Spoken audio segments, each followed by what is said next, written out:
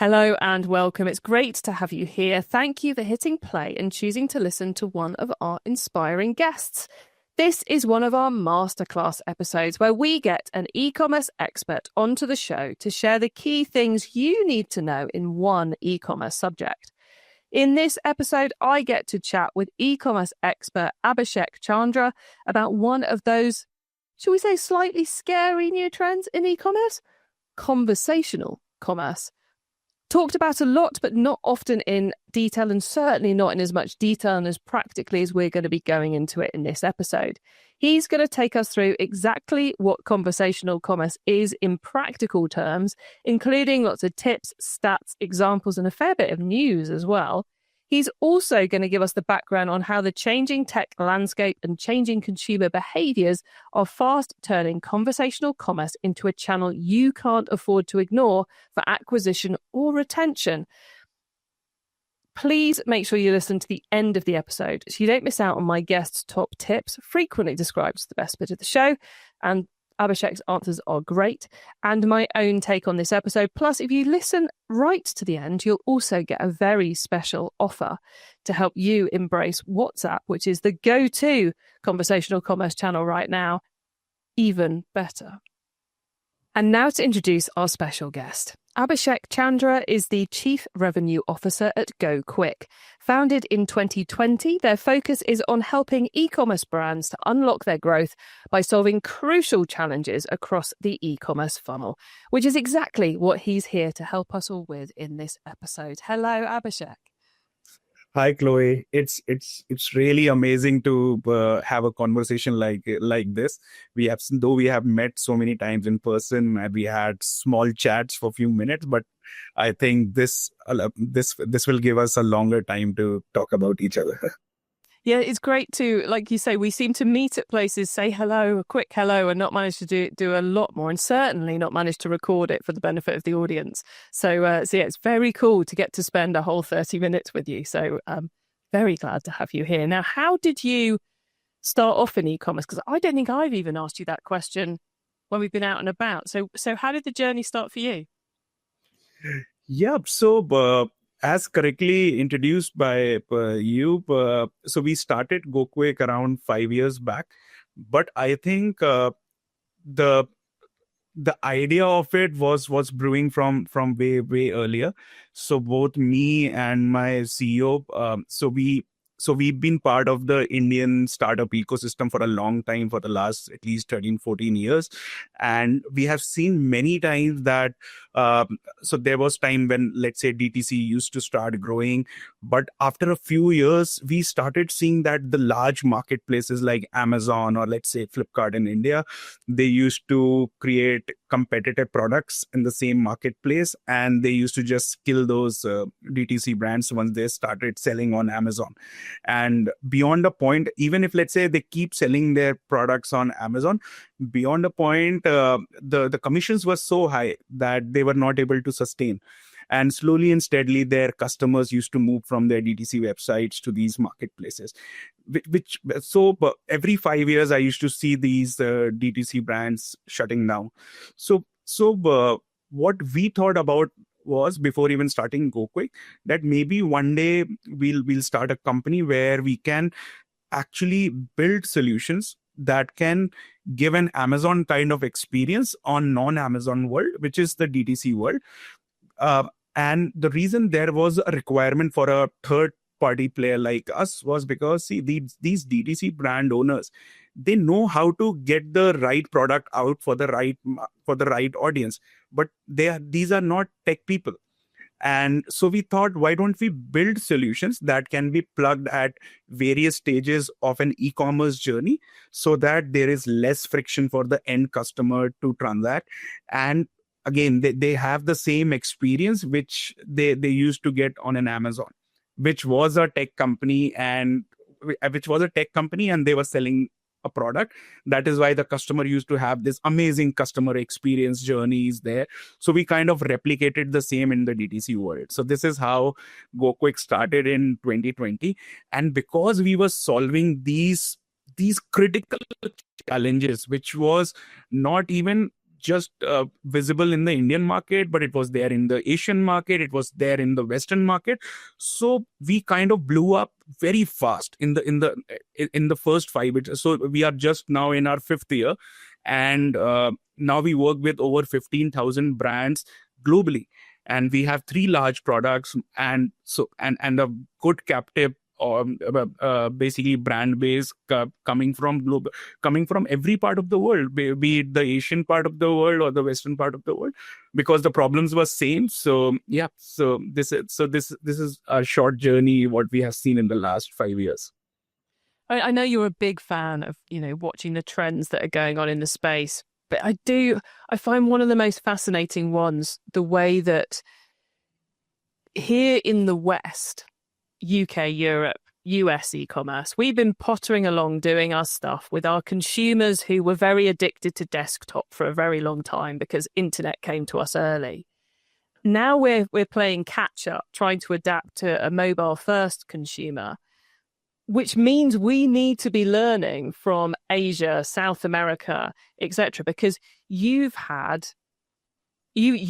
been a mobile first economy, and you're ahead of us with understanding the technology that works with mobile and how that converts into great user experience. So I find it really exciting, the influx of Asian software, and less so South America, but the Asian software we're now getting here into the more Western e-commerce world, that's enabling us to play catch up to where our consumers want to be when we're still addicted to emails that get viewed on a desktop or a laptop. Do you see that from your side as well, coming in rather than, as we are going, come and help us? So, see, the thing is, yes, you are absolutely right. So in our part of the world, internet came maybe 10 years later. All right. So, and in fact, while I was in my university, I saw people started using smartphones. All right. So at least it gave us an opportunity, and because these smartphones were built on open source technologies, so anyone can build anything. All right, and many times you don't need enough capital to even build a small app. So I saw that in Asia, especially let's say in India. So I came from an engineering background. So most of my friends were working on different apps, whether these were solving very small problems which were related to, let's say, something which is related to their university, maybe a fee paying system online, or so people used to tinker with different technologies to try to build something which can solve very, very small problems. And slowly and steadily, what we realize as an ecosystem, that yes, it needed a solution on a much larger scale, at the national scale, that we have to work, and basically we have to build technology which can be scaled to the size of, let's say, India. So in fact, just out of my university, we built the first wallet for India, and even before PayPal came to India. So we started a company which built the first e-wallet for India. And then after 3-4 years, there were like 2-3 players in the market, including PayPal. But because we knew the problems which were very local to our market, in 7-8 years, we became so big that PayPal left India, because they were not able to expand. So India is amongst the only country where PayPal doesn't exist, because the local fintech players, they own the entire market. All right, because they solve very critical problem which are basically built for a particular geography. Similarly, and when we were building these solutions, let's say my previous company or this company, in fact, with GoKwik, we had a different idea, because we solved it for India. Slowly and steadily, we started moving out, because from day one, because this was not our first startup that we were doing. So at least we had early access to capital. So all the large venture capital firms, they invested in us because they knew that we'll be able to build something which can be consumed globally. So at least we had the money. So we got the right people from different parts of the world, and we started working on very critical problems. And from day one, we had an idea that, okay, whatever we'll build, it will not be just restricted to India, but we'll basically we'll expand it to different geographies. And slowly and steadily, our product started going to. So in fact, very surprisingly, one of our product, Return Prime, when we launched it in the App Store, in fact, in 6 months, the biggest merchant base for that product was the US. In fact, it surpassed it surpassed the Indian merchant base in the US. So sometimes you don't even know that the problem. So because we were not there, so we didn't know that it was a big enough problem. But we thought that, okay, there is a problem which can, and this problem is also there in the US and the UK market. But when we launched that product, our largest base became the US base. So yeah, so sometimes you don't know where your product will go in future. But seeing it grow massively in the US is never a bad thing, is it? So let's talk about conversational commerce then, which is one of those areas where I feel like that Asia has it nailed, and here in the UK we are behind the curve somewhat. So first off, what is conversational commerce? Because certainly here in the UK, people spin it around as a phrase, but I'm not sure everyone who's using it actually understands what it really is. So what is conversational commerce? Sure. So as the name suggests, conversational commerce means a conversation that can lead to commerce. All right. Like say a few years back, it was a term called content to commerce. So which means if you are selling products on your website at a DTC brand, beyond a point, if you have to grow, you have to ensure that the customer believe in your brand story. They believe in the ethos on the basis of which you are running a company. So most of the brands started building content around their products. So either it can be a video product, it can be blog. So content to commerce became very important part in their journey. Similarly, conversational commerce, why it became popular was, see, the thing is now every customer has a very short attention period. All right. So if within seconds you are not able to convince a customer to buy your product, they will go to some other website to buy the same product, or they'll go to a marketplace to buy that product. So conversational commerce gives every brand an opportunity where in few seconds they can trigger a purchase from a customer. I'll give you an example. So and these conversational commerce have been there for last 2-3 years, where let's say it can be done via messaging apps, it can be done via even Instagram DMs, it can be done via WhatsApp. So these are the top 3 platforms through which we have seen such kind of triggers created for the customers. And so as I was just wanted to give you an example. So let's say I, as a customer, if I have to buy a t-shirt, either I can go to a particular website, go through different catalogs and try to finalize a t-shirt. But let's say if I'm in a hurry, and if I have let's say access to the WhatsApp channel of the brand, or let's say a chatbot which is there on the website, I will just write, I'm looking for a collared t-shirt which can be used for business meetings. Now, using the same, so using this text, which is a conversation, the system can start giving recommendation. It can be a real person giving recommendation, or it can be an AI agent giving recommendation to the customers. So now the customer doesn't have to go to the entire product discovery page to different catalogs. They will get these 3 or 4 options. And the customer can, if they like those 4 options, they can go for and purchase.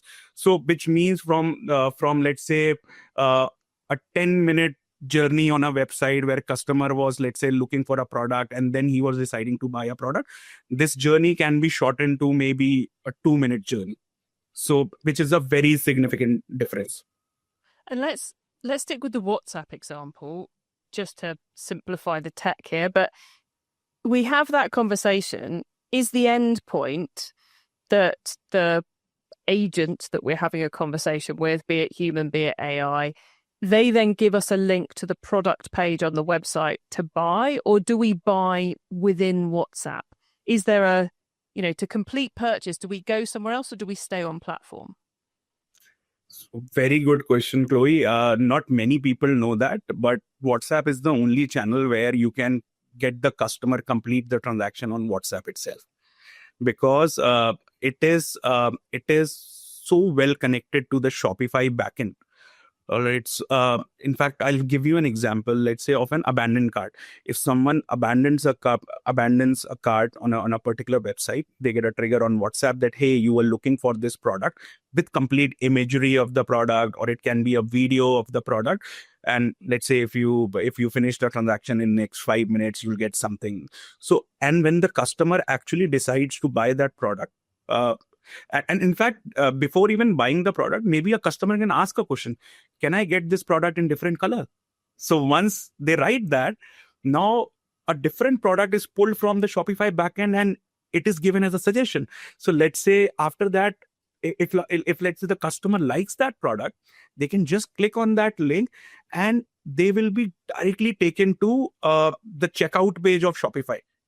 So either they can check out on the Shopify, so they are not again taken back to the product page like you used to do on email or SMS, but the product is already added to the cart. You directly go to the checkout page, you fill in your cart details, done.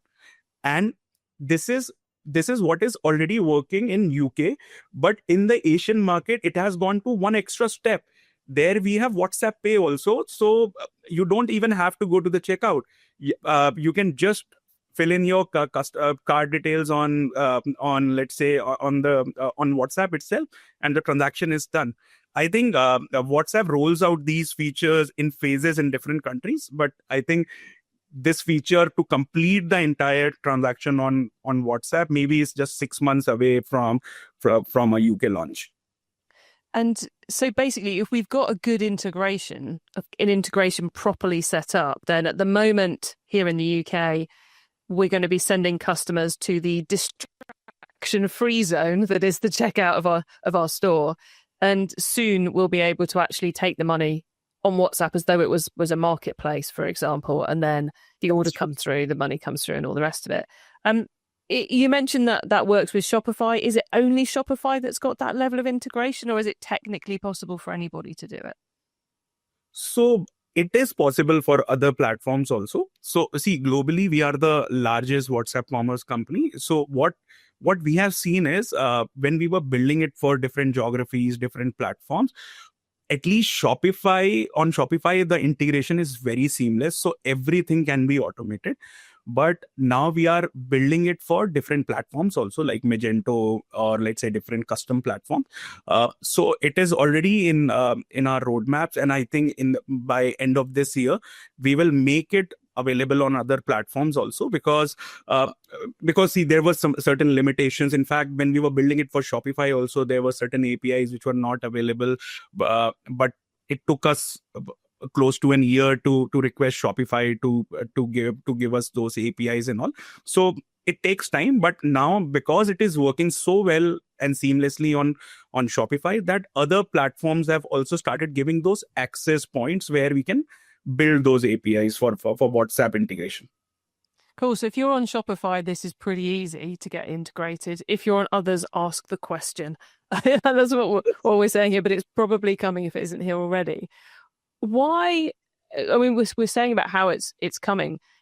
Why is now the time to be doing this in the UK? I mean, we're releasing this episode September 29th for everybody to hear, which is getting quite close to peak. Is this something UK businesses should be considering doing for peak? Is the consumer demand there enough, or are we saying they should be putting this on their roadmap for 2026?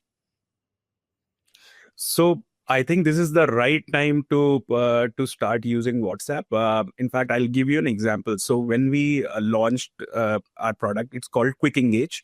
3 years back, we have all three things: email, SMS, and WhatsApp. But what we have seen in the Asian market, that in the last 14-15 months, 70 to 80% of all communications have started moving towards WhatsApp for a brand. All right. Though we used to give all three services, but we have seen that majority has shifted towards WhatsApp from a communication point of view, because of multiple things, because it has a 90% plus open rate. If you have such high open rate, the click-through rates goes up, which means the overall ROI will go up. All right. So which resulted in, just in last 1 year, in 2024, we sent over 2 billion messages on WhatsApp for our DTC brands, and we only work with DTC brands. So which kind of proves the thesis that this platform is something new, innovative, and which a customer really wants to work with. Because see, the thing is, every 10 years technologies change, evolve. Even the customer mindset also changes. Maybe 7-8 years back, Facebook was the coolest social media website. Then it came Instagram. Now it is TikTok. And slowly and steadily, maybe after 3-4 years, there will be some other new social media app or a platform. Similarly, the channel of communication also has to evolve with time. And email and SMS has been there for the last 10-15 years. So customers need something which is like, firstly, visually very appealing, which WhatsApp is. On WhatsApp, whenever you communicate to a customer, it can be with a amazing image or a nice video, and with text which can have emojis, all right, which really attracts a customer. And that is why it feels so personal when you reach out to the customer. It's been just 10 months for us in the UK, and you won't believe over 100 brands have already started working with us.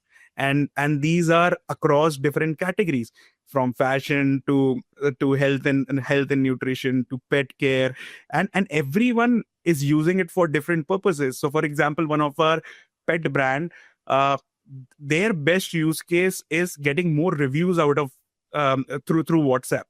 So they had this good captive customer base, but they always wanted to have, let's say, capture their reviews, and they were sending emails, SMSs, but most of the times they were getting ignored because most of the emails lands up in promotion. So the customers, even if the customers were loving them, they were not opening those emails and not doing, because this purchase was already done.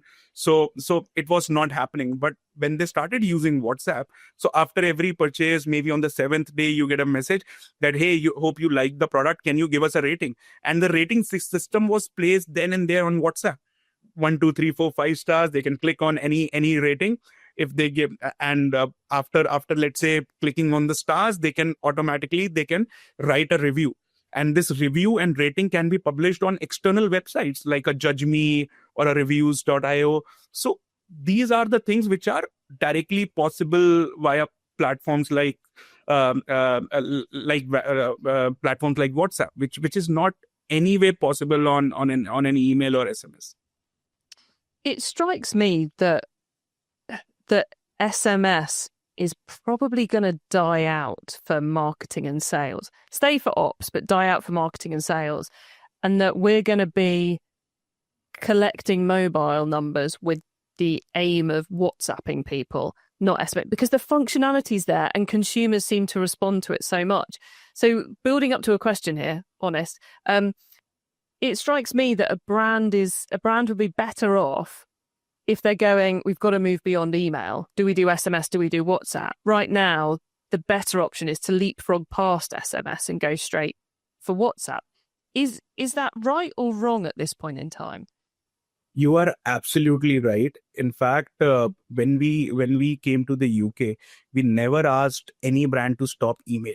All right, because email anyway, people read, though it has a low open rate, but still email gives you an option to, it doesn't have any character limit. You can have some rich media there, you can have imagery there. So at least it has its own base. But see, the thing is, SMS is, rightly said, SMS is dying. Firstly, because the service providers who built SMS were the telcos, and they have, from the last 10-15, in fact, in the last 10 years, they have not done any innovation. All right, in that is why it is still restricted to those 60, 70, 100 words, and beyond that you can't do anything. So when the creator of a particular platform is not doing any new innovation, how will a product survive? On the other hand, WhatsApp does so many innovations every 6 months, because firstly, now globally, you won't believe, there are like 2.8 billion customers on WhatsApp. All right. In fact, just in the UK, 85% of the market use it to chat with their friends and family. So you can see, firstly, uh, it already has a huge customer base which is using the platform. Plus, that platform is slowly and steadily adding more and more features from a both consumer lens as well as, let's say, from their B2B side of things. So that is why you have this rich media, you have voice note kind of a thing which is already there now. In fact, one more interesting thing which is done by Meta, because Meta owns both Instagram and WhatsApp. Now you can even run ads on Meta, and when a customer clicks on that ad, it can go to a WhatsApp channel of the brand.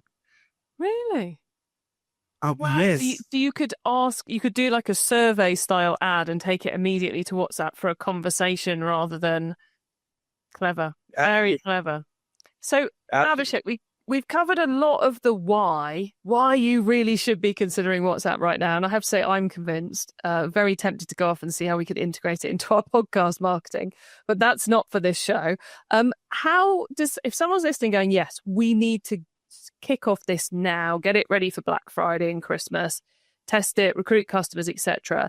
How do they go about making the most of it? What's the key stuff they need to know, tips and tricks to make sure they're making the most of WhatsApp?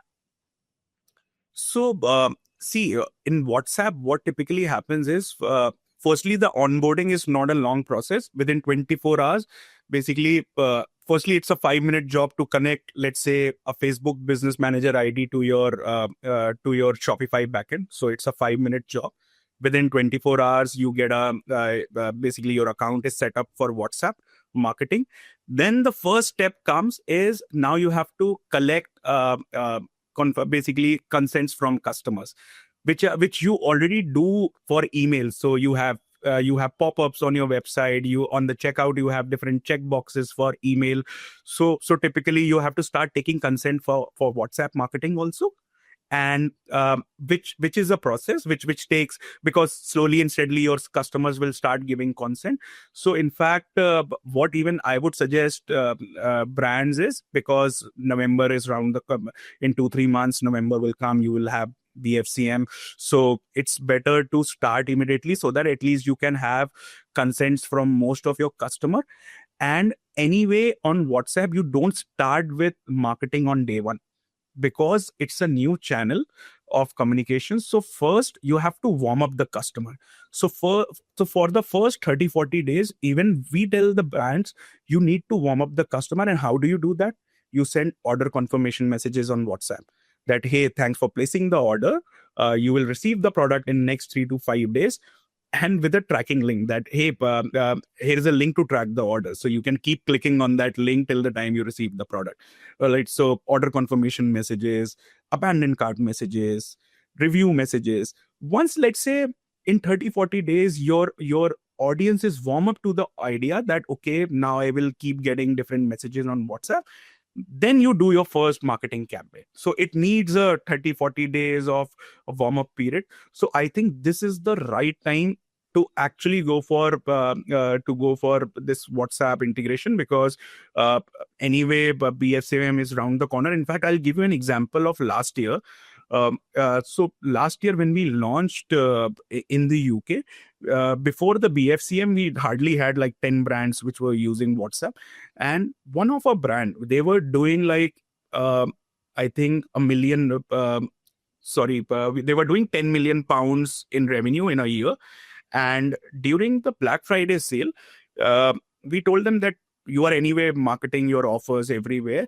Let's do your campaigns on WhatsApp. And interestingly, because all other marketing channels, SMS, emails, and all, they were like so cluttered with so many offers from hundreds of brands, and no one was using WhatsApp. So when we started doing their campaigns on WhatsApp during Black Friday sale, on just Black Friday, they hit £1 million in revenue in one day. Ooh. There's such a first mover advantage, isn't there? Yeah, nice. Absolutely. So they hit £1 million in one day, which became a big news in the DTC ecosystem. People started calling us up. We want we want to start using it. And actually, so interestingly, during BSCM sale also, the open rates on WhatsApp were 95%. Wow. And why you win in the during those, let's say, peak sale periods is, even if, let's say, brands start using WhatsApp, whichever brands will use it in fact, till the next 2 years, they'll have the first movers advantage. All right, because this channel is not cluttered. As a customer, you will hardly get a message or a two in a week. All right, so customers will open it, and once they open it, the chances of them to react on that message is very high as compared to an email or an SMS. Okay, I love this section because it gives me and our listeners some really quick ways for taking our businesses to the next level. Abhishek, are you ready for the top tips? Absolutely. Okay, let's do this. The book top tip. If everyone listening to this podcast agreed to take Friday off and read a book to make their business better, which book would you recommend? So I will suggest two books. They can read either of them. So one is 0 to 1 by Peter Thiel, or let's say The Blue Ocean Strategy by W. Chan.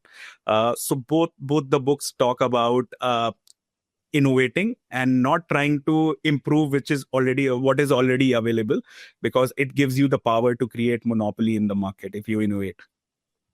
I'm such a fan of Blue Ocean Strategy. It's one of those phrases I use far too often. So I'm going to have to read 1 to 0 as well. Thank you for that, Abhishek. The traffic top tip. Which marketing method do you either prize above all others or think doesn't get the press it deserves? It's conversational marketing via WhatsApp. I can say it again and again, because we have tried as a company also. We try different marketing methods to reach out to our customers, but I think the way WhatsApp marketing works, it's amazing. I'd have been very surprised if you'd have given us something else at that point, I have to say. So yeah, very good that we're sticking with the WhatsApp messaging there, because it's clearly got a huge amount of potential for people. The tool top tip, maybe a collaboration tool, a social media plugin, a phone app, or just a way of working. Is there a cool little tool you use that makes you and your team more efficient from day to day? So as a collaborator tool, in fact, one of my colleague introduced me to one which is called Monday. I started using it, in fact, just a month back. I'm still to use it to its full potential, but it's really good. Earlier, I used to just use Slack, but I think this is much more mature, and it is much more hands-on. So I think Monday is one, and then I have another app which I keep using. It's called Angel List. Basically, through that you can read about various startups that are launched globally in different categories, and you can invest in those startups with as low as £1,000. All right, so which is amazing from both learning point of view and, let's say, if you want to diversify and, let's say, invest. Very cool. Love those two. And the carbon top tip. What's your favorite way to reduce the carbon footprint of an e-commerce store? I think the first should be the size of delivery boxes. They have to really get it right. Many times I order something from Amazon, even a small item, get a very, very big box.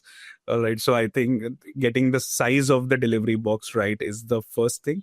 And second, I think most of the people are trying it, but I think EV fleet for delivery, whether it's a e-scooter or a electric van to deliver the products. Yeah.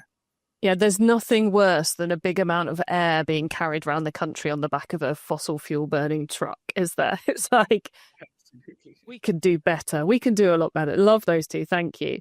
Abhishek, before we say goodbye, the listeners need to know how they can get in contact with you and your team and take advantage of all the cool WhatsApp stuff we've just been talking about. So how do they go about doing that?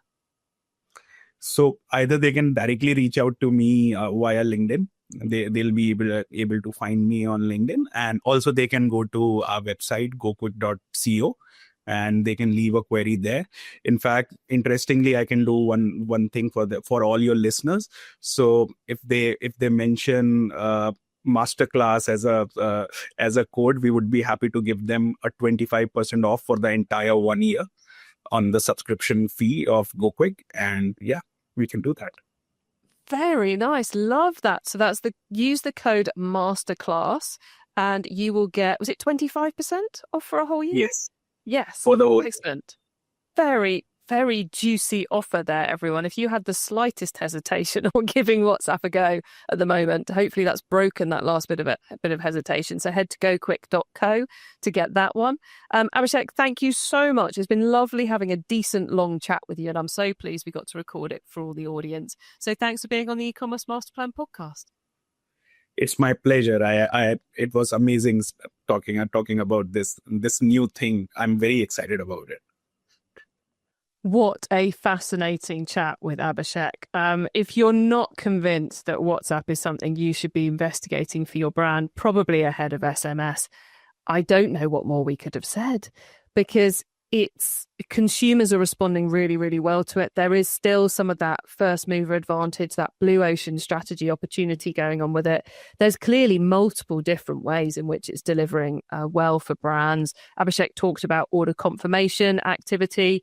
He talked about abandoned baskets. He talked about Black Friday. He talked about that very cool reviews example, which you can totally get, where if you get that WhatsApp with the different stars, you click on the star and you're just there to enter a review. It makes it so much more seamless for the customer. So it's not surprising they're getting more reviews that way.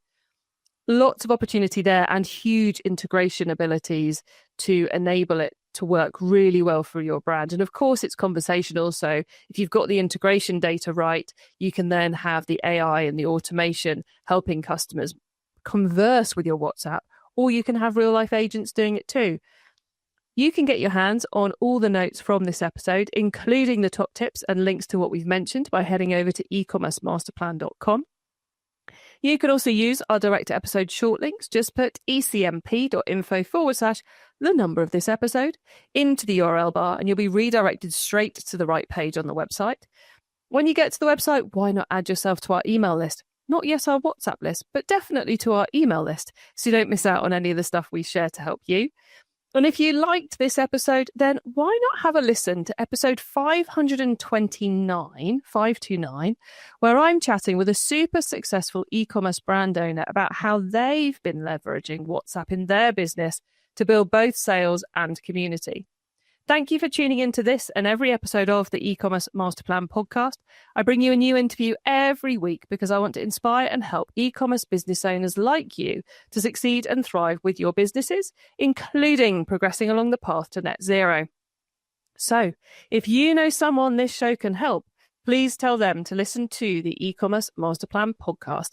I hope you have a great week, and don't forget to keep optimizing.